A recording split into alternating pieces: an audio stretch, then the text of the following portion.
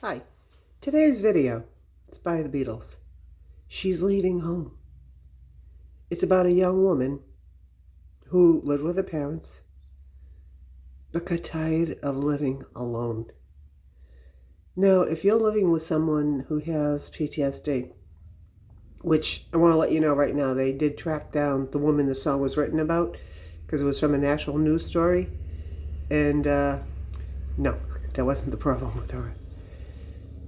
But if you're living with someone that has PTSD, a lot of times they feel like they're living alone, even though they could be living in a house full of people, because they don't feel like they can talk and communicate with you. And they hide a lot of things. But you're the one that will notice if they've changed. The key word that doctors look for are suddenly changed.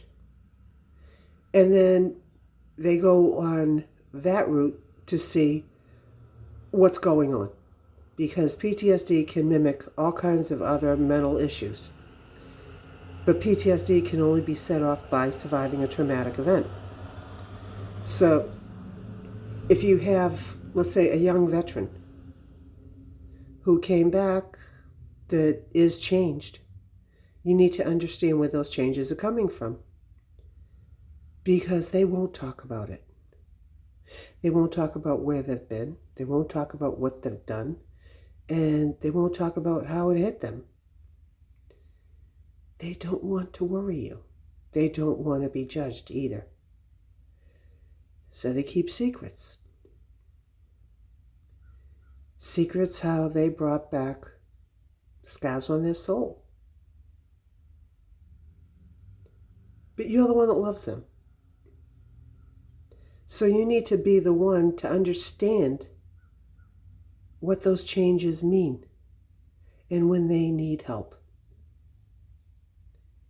So if you're wondering whether they have it or not, please look up the signs and the symptoms and start trying to talk to them about it. Learn as much as you can.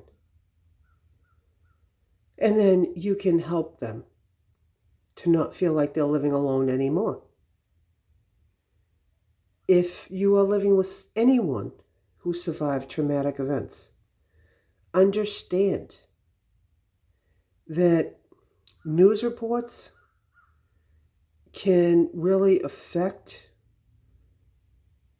regular people and tug at our hearts and cause our anger and our need to make sure that it doesn't happen again.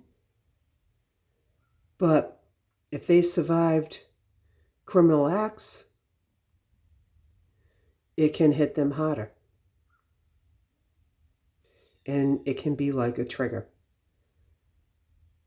But sometimes they won't be able to express what's going on for whatever reason. Now, think about this one. When the police officer's knee was on George Floyd's neck,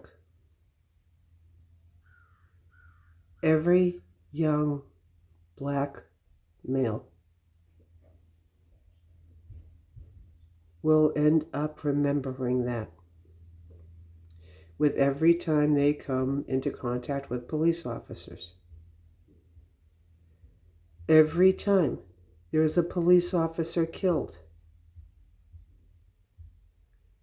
the next time they face off with an armed gunman, they will be remembering that too. When you are involved in traumatic events, no matter what that event is, and you read about another one in the paper, it can really be like a dagger to your soul. So understand that even if they're recovering and they hear news like that, it will really hit them hard. If they're getting therapy, they need to talk to a therapist. If they're not getting therapy, you need to try and open up the lines of communication to let them know they're not living alone. And then, hopefully, they won't leave home. And they won't leave the people that love them. Remember, it's your life. Get in and drive it. See you next time.